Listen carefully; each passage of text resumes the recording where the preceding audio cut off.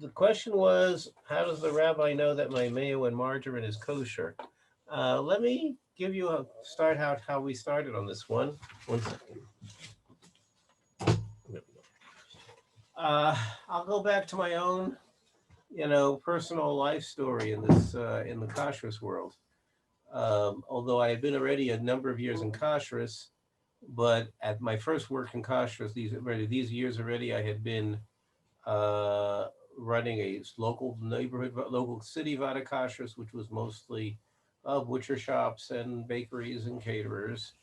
Some small little food manufacturers, but nothing major. And then I was asked by the OU to take over the supervision of a margarine and mayonnaise factory. Very large operation. Oh, the factory was probably the whole operation was probably the size of my neighborhood that I live in right now. One of these mammoth operations. And, you walk in and there are literally, you have this ceiling that's, let's say, 30 feet above your head. And you see pipes lining the whole ceiling, just pipes, rows and rows and rows of pipes. You know where these pipes are going to, coming from, what they're carrying. Um, it's a rather, I don't know, frightening is the right word. It's like an awing experience in a certain way. Like you're supposed to be taking care of this, and you haven't the slightest idea what you're supposed to do. Uh, anyway, when I started working for them, what I did do was that I looked at the factories I was given, and in a few places I had factories that I was a bit unhappy with, with things that I didn't like the way they were done, and others I just didn't know what I was supposed to be doing. And I contacted them. They sent somebody down, and he walked through with me to take me to the places that I was curious about. Eventually, a second person came down who was an expert on the oil factories, and as I remember it, he came down. I met him at the airport. I brought him to the factory. We spent maybe an hour or so the first time, and he said, "Well, we're going to come back now tonight, right in the middle of the night." Okay. And he says, "You have to see your factory day and night. You have to know what's going on at all times of day." And of course, he showed me the pipes across the ceiling, which I knew all about. And he told me, all those pipes on top of there? And he said, do you know where every one of them leads? I said, "No, you're going to know soon. You're going to find out where every one of those pipes goes. You're going to know where it comes from, where it goes to, what's inside of it." And I said, well, how do you do that?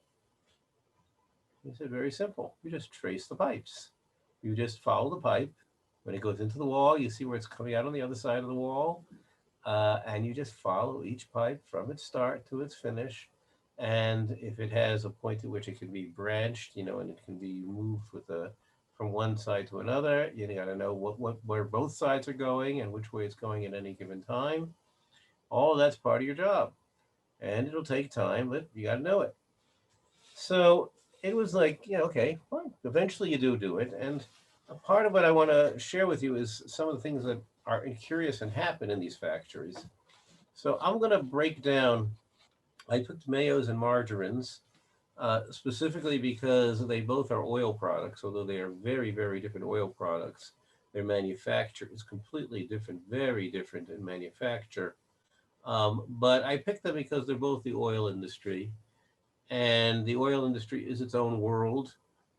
These are two different processes, and I'm going to cover I hope to cover three basic types of products that are made in the oil industry. The first one I'm going to talk about is neither mayos nor margarines, but where they come from. And that's the basic production of the oil, what we would call an oil refinery. I would say that most people here, if they ever lived in New Jersey, they make the association of an oil refinery as something that was by what used to be Standard Oil of New Jersey, or called Exxon or ExxonMobil. No, no, no. Those things are not edible. We're talking about an oil refinery. We're talking about edible oils. And we'll start with our simplest operation for our purposes, which is a vegetable oil refinery. Okay, which, if it's a very simple operation, It may handle only one type of vegetable oil, which is, let's say, soybean oil. Okay, a lot of soybeans grown in the United States. And just as an example, what they call the eastern shore of Maryland and Delaware and that related area of New Jersey, which is a very large poultry growing area, lots of large poultry farms there. Purdue, as in the Purdue chickens, Purdue's facilities, their main facilities are in that area. Purdue is a massive soybean producer. And the reason is because when you raise poultry, you have to feed them. They won't grow if you don't feed them. There's something strange about it. They just won't. You have to feed them. The most common thing to feed chickens, the main thing they usually feed them is soybean meal, which means you grow soybeans and you crush them, and you get the flour, the grain product out of the meal product, and the poultry thrives on that. Well, when you produce a lot of soybeans, and then you take the meal out of it and you crush it, what do you have left over? The oil, the soybean oil. Well, that's a lot of soybean oil that no self-respecting company is going to let go to waste. So the soybean oil they then refine into edible soybean oil for human consumption, for people consumption. So there is a Purdue oil refinery. I believe that they make only soybean oil because they never, they're busy quite a bit. They make enough soybean oil to be quite busy with their soybean oil production. And basically, it's a very, very, there's a lot of equipment going on in a factory like that because there's a lot of steps that you have to make between the soybean oil coming out of crushed out of the soybean until you can somebody can sell it and bring it home. They do not take it all the way to the retail end, but they do process it, which involves getting rid of the odors, the natural odors that all these things have, because people don't want to smell that when you have cooking oil at home. And that goes through a piece of equipment called a deodorizer, which basically just uses heat. It just raises the oil to heat until it breaks down whatever is there chemically that would would give it a bad odor. Just breaks it down, and when it's finished that breakdown, um, then it has the soybean, the oil is refined and it's filtered, goes through many stages. But if it's a simple vegetable oil product, then you really don't have that much going on in the factory that should be a problem. It gets far more complicated when you're dealing with well, first we have several different products, all vegetable oils, and that can happen for sure. That's still relatively simple, but it gets very complicated if you're going to have a factory that deals with both vegetable oil and animal shortening in the same factory. Lard or tallow.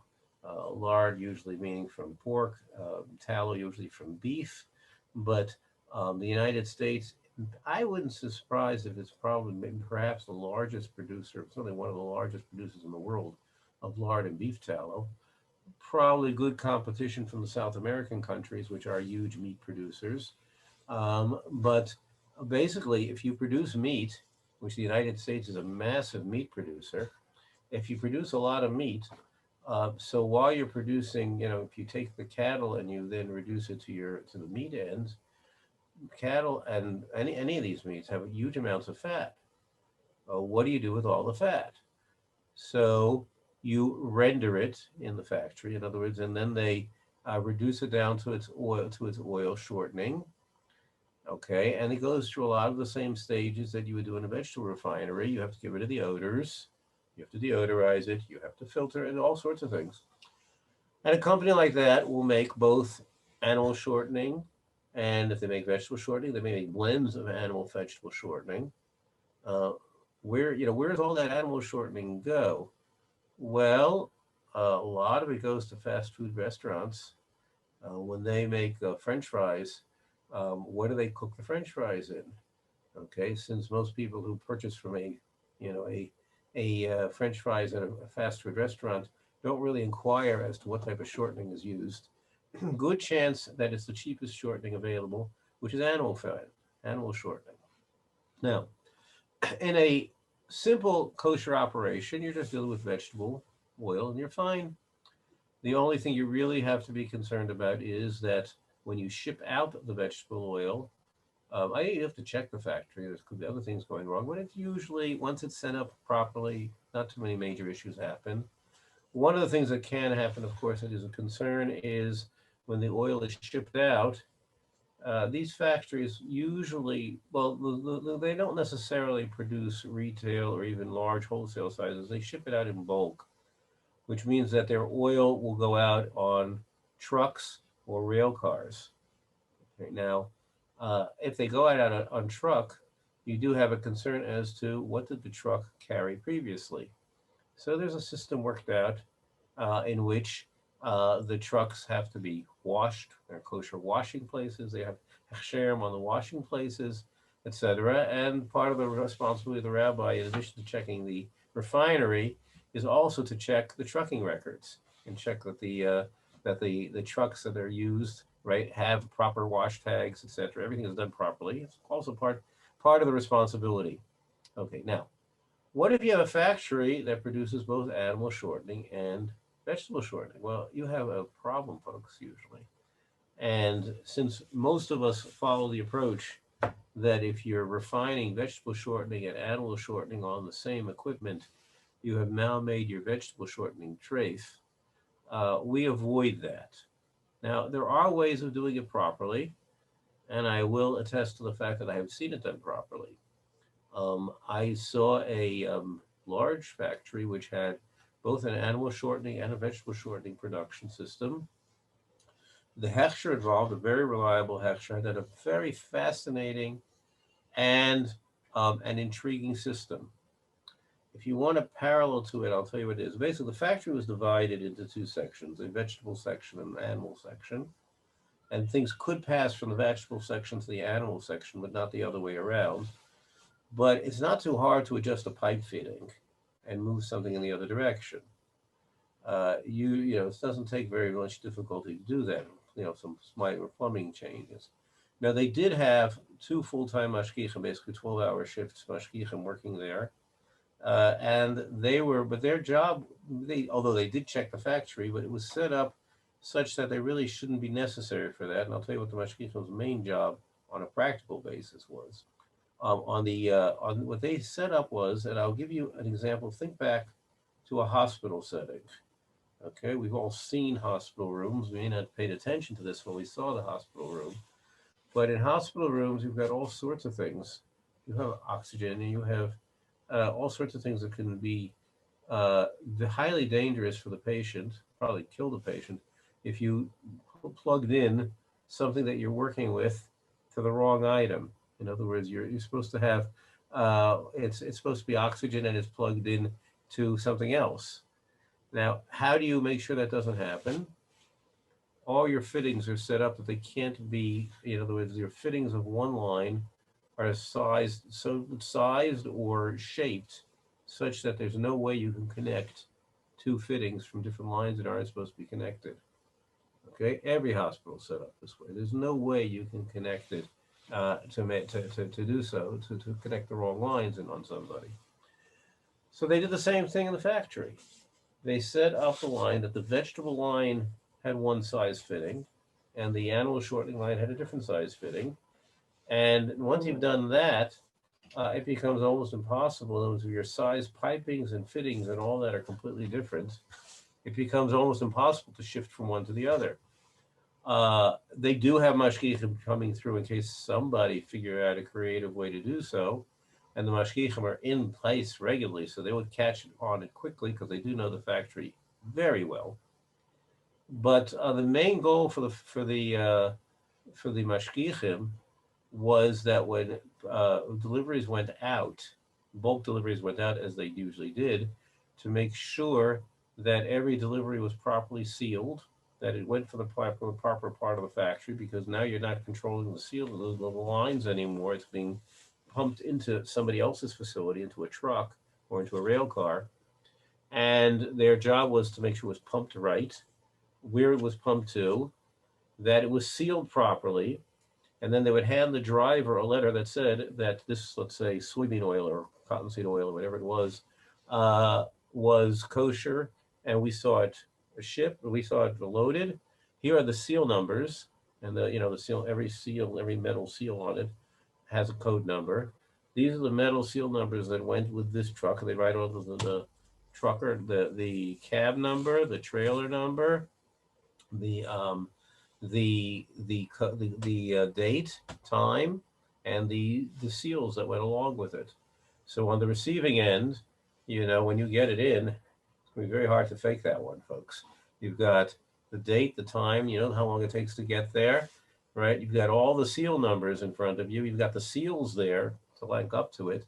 So it was a pretty, I was very impressed by the in-house system of having a vegetable and oil factory in which the vegetable oil was truly kosher and could be controlled as kosher.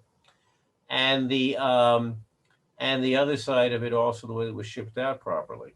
I was happy with the system. So that's the oil refinery. Now we're going to switch here over from an oil refinery, and I'm going to take us to the next step, which is, let's say we have both a Mayo facility, Mayo Saudi, or margarine facility. So let's take a margarine facility for a moment. Now, most those of us who've been kosher our whole lives probably assume that margarine should be a kosher product. Let me tell you a secret. The original margarines, when margarine was first invented, you know what it was made out of? It was made out of beef tallow and lard. Okay, it was in the era, if I'm not mistaken, historically, margarine was started in the era of Napoleon. Napoleon controlled the land of Europe, but nothing outside the land of Europe. Right, the British controlled the seas. All right, so Napoleon could not get into continental Europe anything that his economy required that came from outside of Europe. So he had a problem, for example, he needed sugar. Okay, now the army can run without sugar. And even though an army runs on its stomach, you could probably get it to survive without sugar. But the people will probably raise a major revolution if there's no sugar to be had. Now, where sugar grew in those days, it was mostly in the Americas. Today, you also have a lot of sugar plantations in other parts of the world too. Although France does not grow sugar, folks. It's too warm, cold for sugar. You need a tropical climate to grow sugar. So suddenly, right when Napoleon was in war, he could not get hold of access to any sugar cane. Right, there was no way he could get any sugar cane in. Couldn't get any sugar cane. Right, he didn't have any sugar. What's he do? So what would you do? You tell them let them eat cake, huh? I don't know. What would you tell them? That was Marie Antoinette. That wasn't Napoleon, right? What would you tell them, folks? No, somebody have a suggestion what to do. Well, I'll tell you what Napoleon did. He he made a large prize for anyone who could figure out how to get sugar out of any product that they could grow in France. And sure enough, someone figured out how to convert beets, okay, into sugar. So to this day, there are two massive sugar producing industries in the world. There's cane sugar and there's beet sugar. You can't tell the difference once you convert it into sugar between cane sugar and beet sugar. You can actually get what we our white sugar from other products too. I've seen it made out of corn, but usually it's either cane or beets. Those are usually the two main sources. Why did I tell you the story? Because Napoleon had another problem. They weren't getting enough butter out of the dairy cattle that were in France. And, the army may travel on its stomach, and the stomach required butter. He needed butter, but he couldn't get more butter out of the cows that he had. So what did he do? He also put out a prize, and he got people to develop a butter substitute, which was made out of an item that they had plenty of animal fat, plenty of leftover animal fat, cattle, pigs, and they figured out how to make a butter substitute out of that, and that's what became called oleomargarine, or margarine for short. So the original margarine was not only not kosher, it was completely trafe. It was as trafe as they come, folks. Okay, now most margarine today, but not all by any means, is made from corn oil or other vegetable oils, but by sure not brings any. Even in the United States, which is, I would suspect, might be the largest margarine producer in the world, although I don't really know that. Um, there's a very large amount of margarine made, mostly in factories in the southwestern part of the United States, Texas, California, those areas, in which there's a lot of margarine made out of animal fat. Beef tallow and lard are made, they use it for margarine processing. The factory that I was taking care of at the time did not do any of that nature. It was not located. It was not. It was located in Baltimore, and in Baltimore, it only dealt. The oil was all soy oil, corn oil, probably mostly corn oil and soy oil, and perhaps others. Bulk, obviously, rail car brought in oil, but you've got oil margins a very large production. There's all sorts of things going on in this factory, including margarines. Okay, now margarines can be dairy or parve. Okay, so there's a huge milk operation that they have there, which they basically worked off powdered milk. They did not take any fresh milk, and it was all powdered milk that they rehydrated back into milk, added water to it to bring it back to being milk, and the percentage of dairy, whether it was whole milk or skim milk, and what type of margarine they wanted to use. Usually it was skim, non-fat dry milk. And so they had a milk area. Okay, they had some no fat or very low fat margarine. So the problem with a no fat margarine, right, is it's a spread really, but the problem is how do you keep it together, get the to hold well. And they use gelatin for that. So there are interesting kosher issues there too. Okay, and that product was not a kosher product, but how do you make sure that the gelatin doesn't get mixed into anything else? There are all sorts of intriguing things to know about. Of course, how do you make butter? The most basic thing of making butter. Now, we're not making butter, we're making margarine, but it's the same basic principle. We all have heard of a butter churn. What do you do when you take a butter churn? You churn, that means you move around the butter.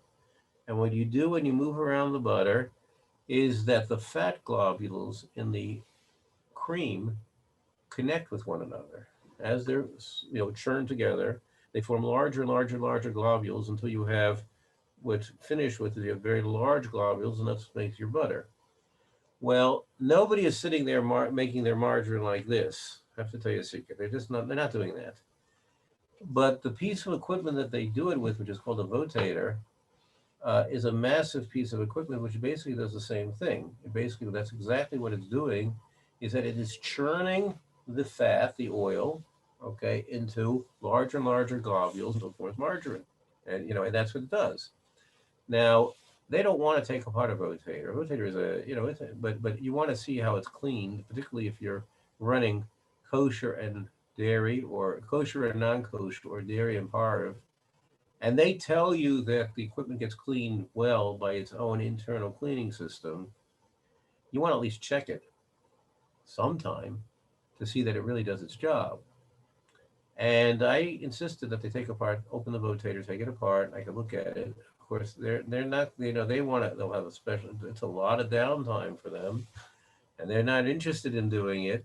You have to be stubborn enough to tell them, yes, I want to see this thing taken apart. I want to see it on the inside. I've seen them on the inside, and I can understand why they don't want to take them apart. But you want to see it, and when it's supposed to be cleaned, to make sure that it's properly cleaned.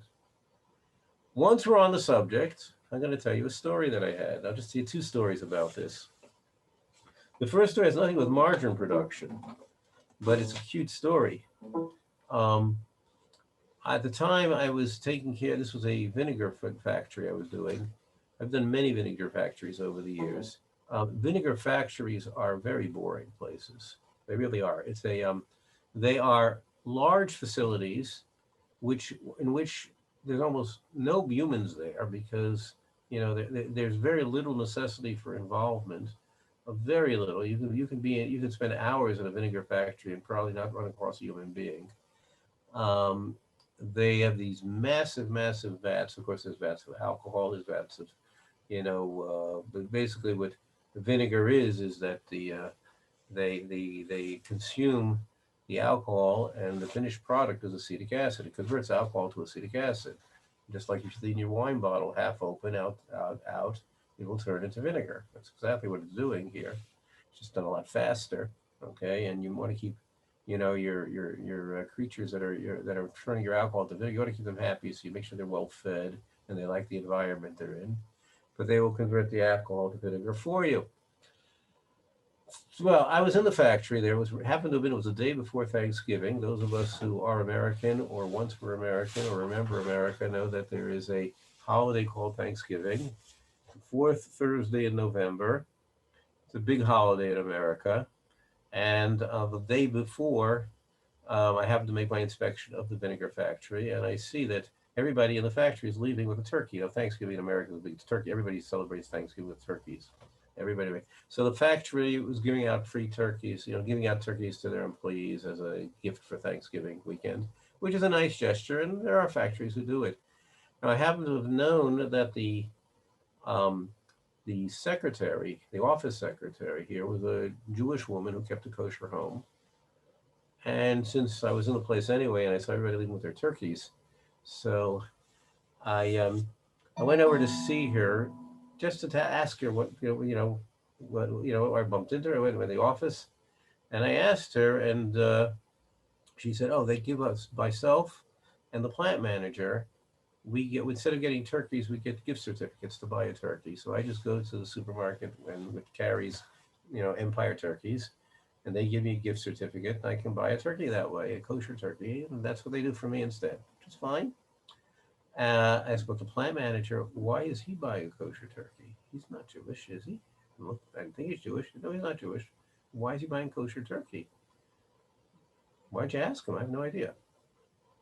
So next visit, I went to look at the plant manager, and I asked him, the story. I heard, yeah, yeah, yeah, yeah. I said, "Why do you buy kosher turkey?" He said, "Oh, Rabbi, I've been in the food production business my entire professional life. I know what goes on, right? I like that there's somebody overlooking what the company does, right? And I know that anytime there's a kosher production, there's a rabbi overlooking what we do, right? And I buy only kosher for the house. Interesting, right? Now that's an interesting background to the story, because this story happened to be, it was a margarine facility, and the way these facilities are operated, in this case, there was like the daytime production, and night was the cleaning shift, cleaning crew. Okay, they had their night shift was the people that were in charge of cleaning up, and a lot of these, just to share some jargon with you, they call in the field, they call it a CIP and a COP.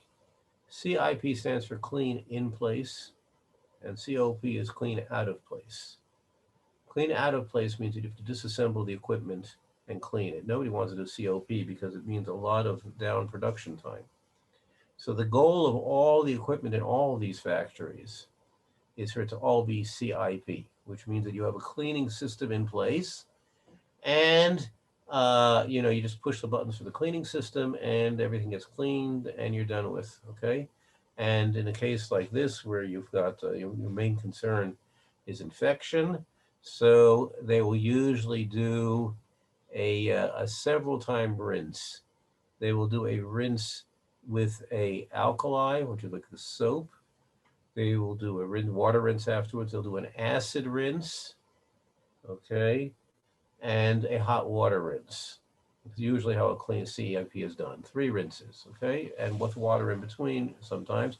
But the idea of the different rinses is that between the acid and the alkali, right, soap, and the hot water, okay, you'll kill off any bacteria that are left. That's your main concern, is the bacteria that are left over, particularly if you're doing a product. I'll just give you an example. Margarine itself is not the highest product, but if it has dairy product in it, okay, that can be a serious problem. And I can tell you tell you, like, it's the same procedure used if it's a animal, if it's a baby formula, or it might be what else can I think of that's just as sensitive?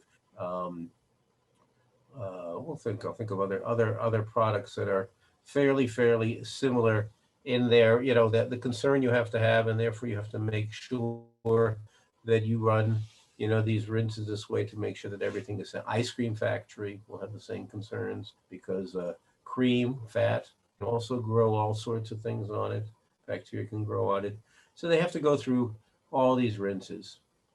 So when you're finished the entire cleaning production, now margarine in a factory, um, the color of the batch before it has been, the liquid when the margarine's made up, it's not yellow as you're familiar with the color of margarine. That's only when it's finished production.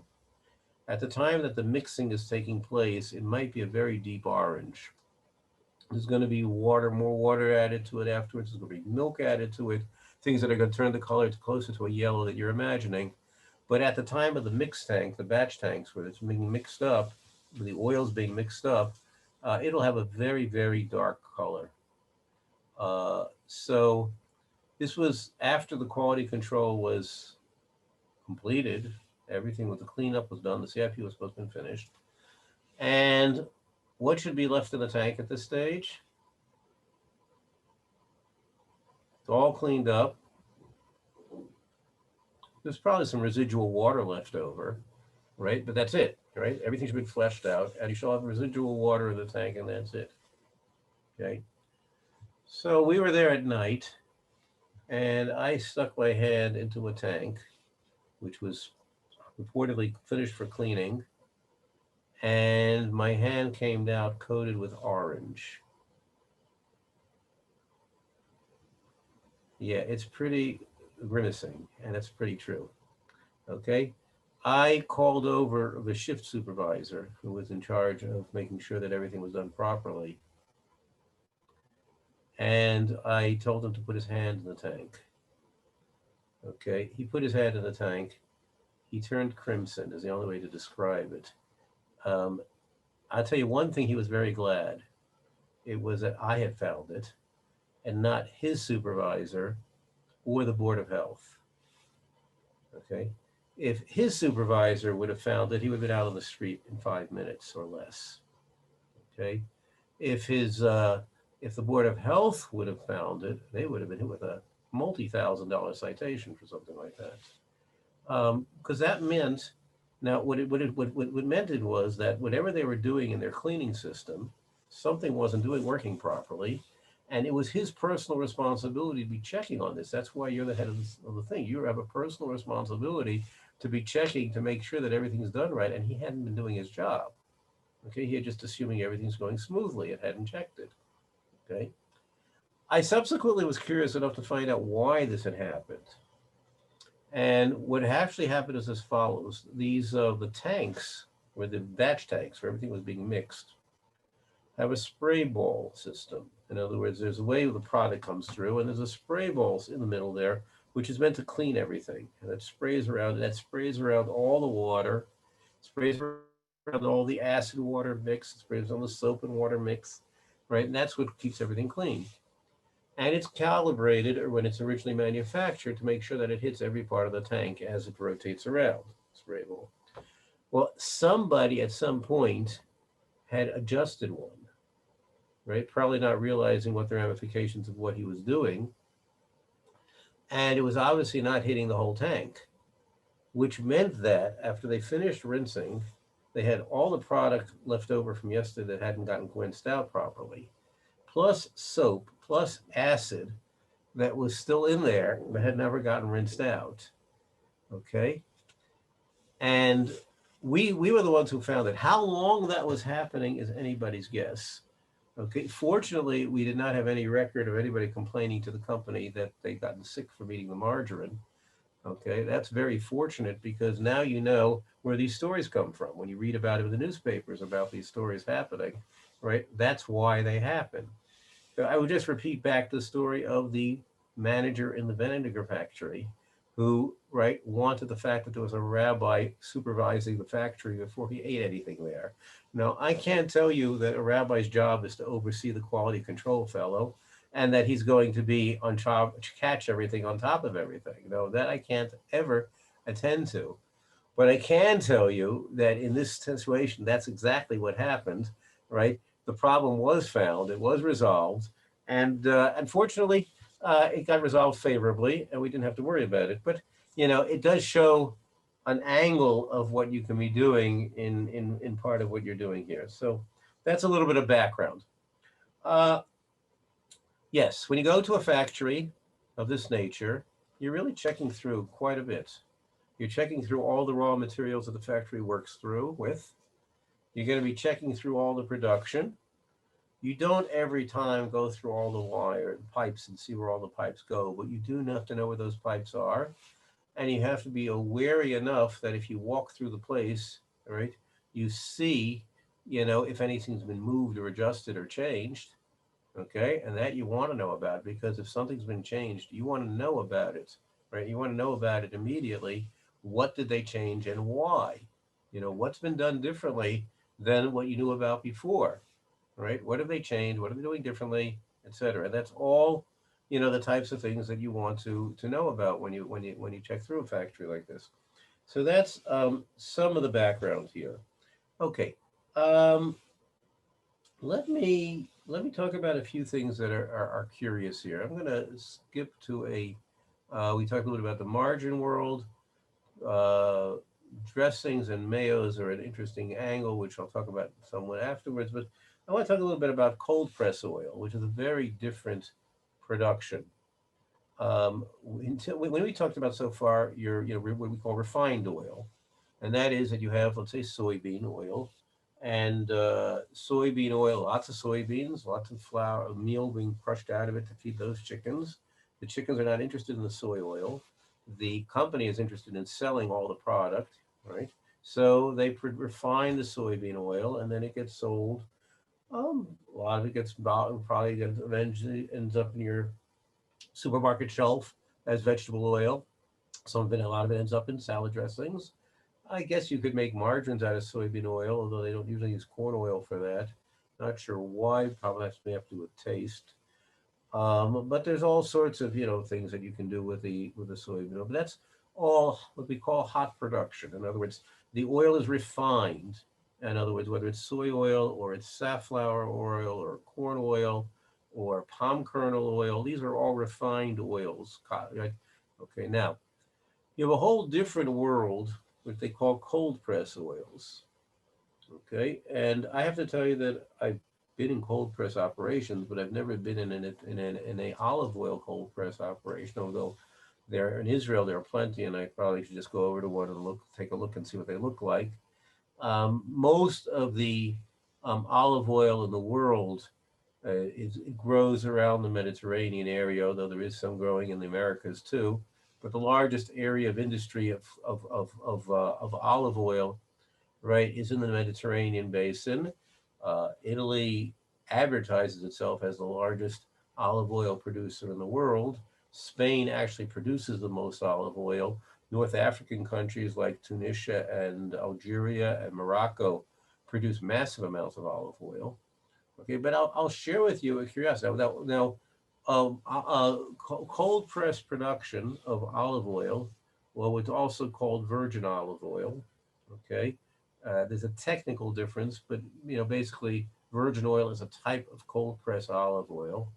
There should be really no kashrus issues here because all that's involved really is that you take the olive product and you crush the olive product into oil. Okay, the olives are kosher, right? The oil should be kosher. The equipment itself is barely used. To hardly imagine that equipment is going to be used for anything else. So you shouldn't have any problem. But I'll share with you a curiosity. Okay, you can statistically figure out how much market is selling Italian virgin olive oil. You can then figure out that there is more Italian virgin olive oil being sold than Italy can possibly grow. Okay. Now, you don't have to be a math wizard to realize that. What does that mean? Somebody is selling Italian olive oil that did not grow in Italy. Now, there's a partial answer to that because you can call it Italian olive oil if it was produced, crushed in Italy, or bottled in Italy, even if it wasn't grown in Italy. But there's still too much there. So I'll tell you an answer to part of this question, which is in the Italian prison system. The Italian prison system has a lot of people who are sitting in jail in Italy, okay, for selling Italian cold pressed virgin olive oil that not only wasn't virgin olive oil, it wasn't olive oil, okay, or it was olive oil with other oils added, okay, or it wasn't cold pressed oil, it included refined oil, which can happen because not all the olives that you produce a quality enough oil that you can do it. They have oils that they produce that are meant for example, for lighting, burning, because the oil is considered not quality enough to eat. So you can refine it in a way that will make it edible, right? Or you can sell it as what they call lamp oil. You can do that with it. All sorts of things you can do with it. Uh, so here now we have a question. If indeed we know that more olive oil is sold in the world as cold pressed olive oil than can be produced, right? We know that that's a fact. There could be more. There is more olive oil sold than can be produced. Okay, given. Okay. Next is um, where's that olive oil coming from? Okay. So there have been a lot of scandals over the year, and that's why there's a lot of people in jails in Italy, in particular, for selling product as olive oil that was not. Okay. To the date, as far as I'm aware, although all sorts of things have been found, no one has ever been found selling a non-kosher oil as olive oil. They will usually take a different vegetable oil, add to it ingredients that make it look like it's olive oil. In other words, they may add to it some chlorophyll. They have methods of adding coloring to it that makes it look like olive oil. Other things that make more taste closer to taste like olive oil, and they'll add it to it. But it's always every case that we know of caught people in it. So the assumption of many kashrus organizations are that olive oil, cold press olive oil or virgin olive oil, should be kosher even without a hechsher, even though it might be that you're not getting olive oil, right? In other words, it's always a risk that whenever you buy a virgin olive oil, right, that somebody might have bottled something else and called it virgin olive oil. So you might want to stick with a brand that you recognize as a major brand that would probably, if they get caught, it's not because they did it, because their supplier caught them. But that's background on it. So cold press olive oil should be a relatively safe item to work with as far as kashrus goes. Okay. When you get to refined oils, vegetable oils, so as we mentioned before, you have plenty of places in which vegetable oil can be made on the same equipment that made animal shortening. Right? In the United States, if you find a vegetable oil product without a hechsher, it's almost for sure that way, without a reliable hechsher, or hechsher you'd be comfortable with. It's probably been produced in a factory that produced animal shortening on it. In some countries of the world, it's not animal shortening as much as it's fish oils. There are places in the world in which fish oils are very commonly mass produced. And again, you have the same question of fish oil and vegetable oil being made on the same equipment. So you have that often in those places too. That's another common problem. But that's the background on it.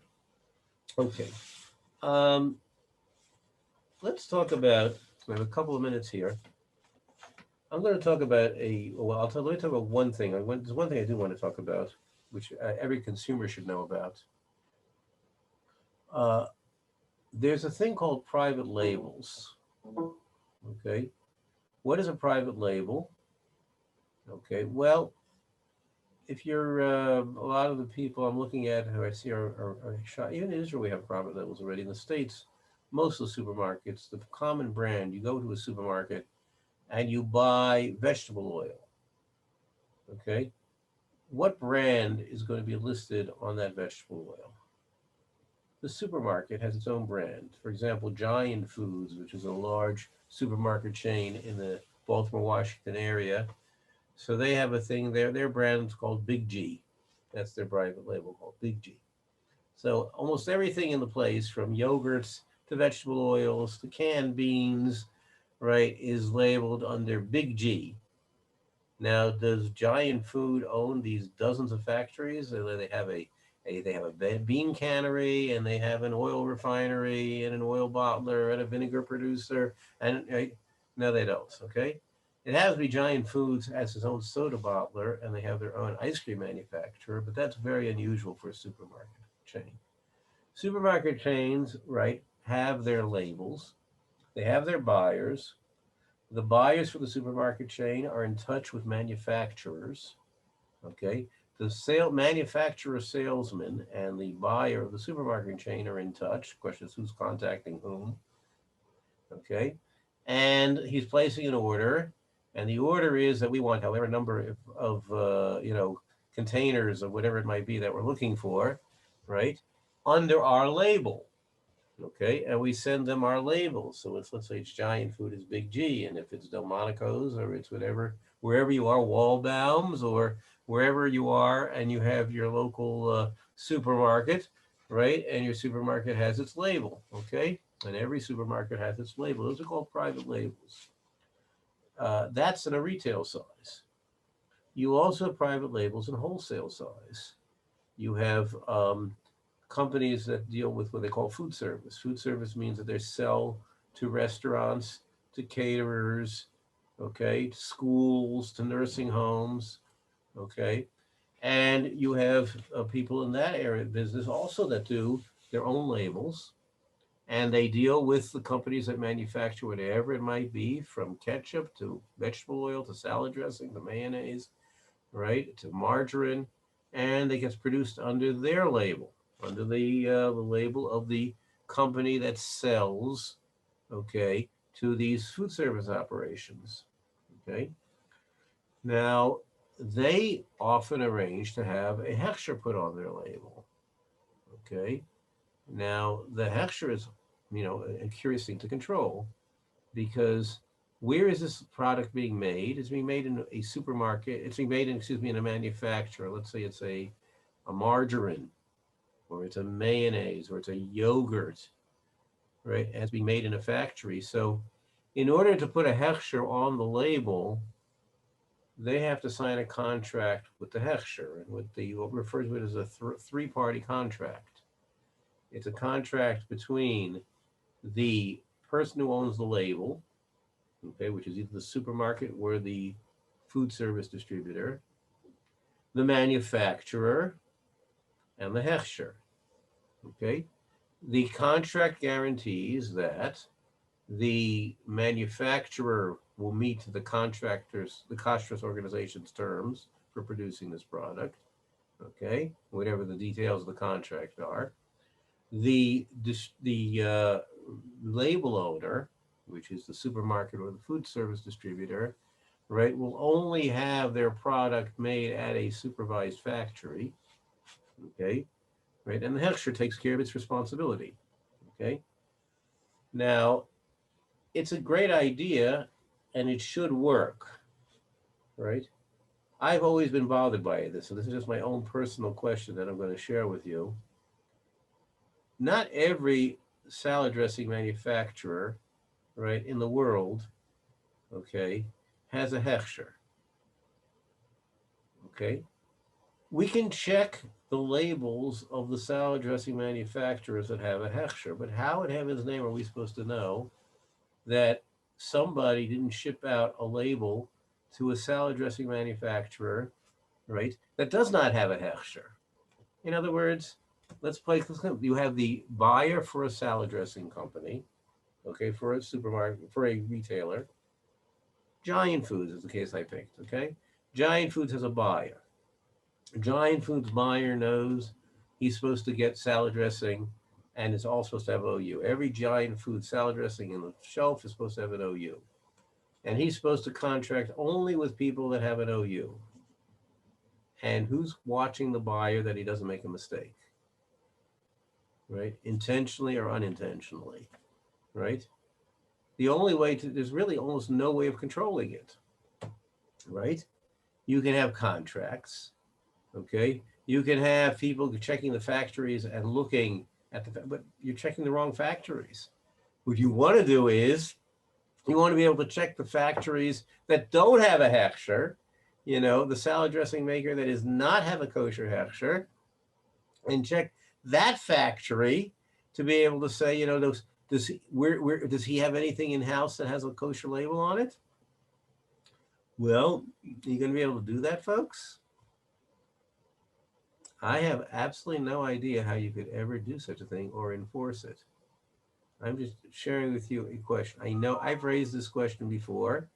I've asked the Hechsherim what they do about it. They told me what they try to do to control it, but I am far from convinced, right, that you can really control such a thing in any simple way.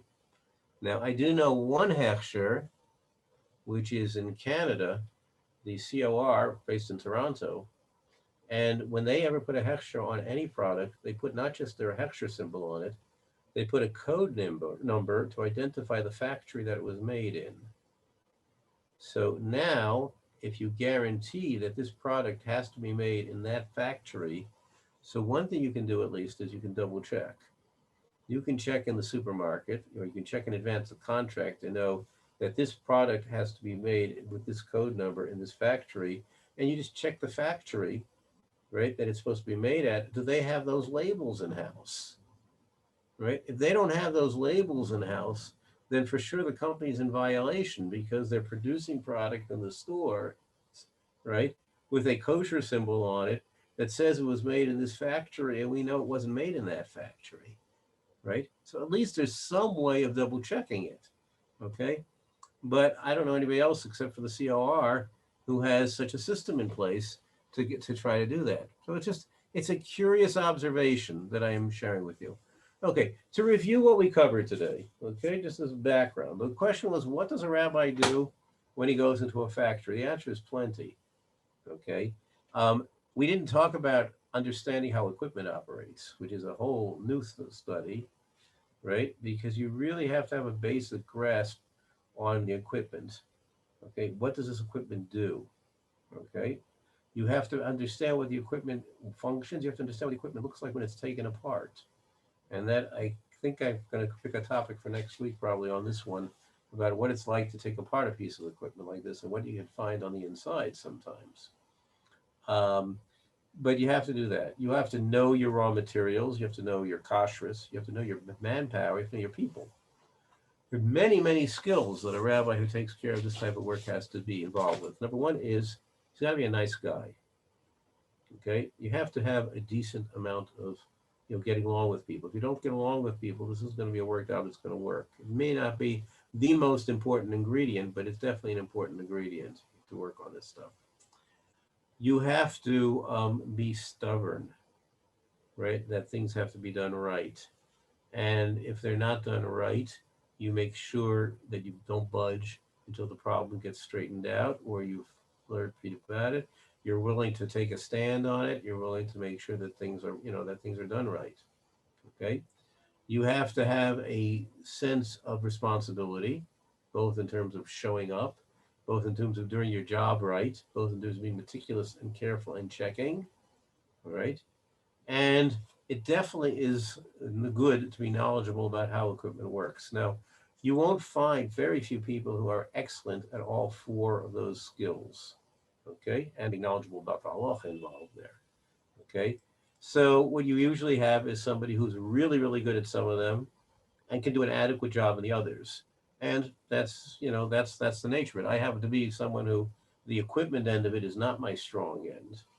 I'm better at making sure things are done right, getting along with people, understanding the theory, right? But knowing how the equipment works is not my strong suit. But I can figure it out enough to manage it. And there's other people who are much better at the work in that area because they're very strong in understanding how equipment operates. They really enjoy knowing how equipment works, right? And you need really all of the above skills. Okay, until next week, everybody, have a good one. Keep safe.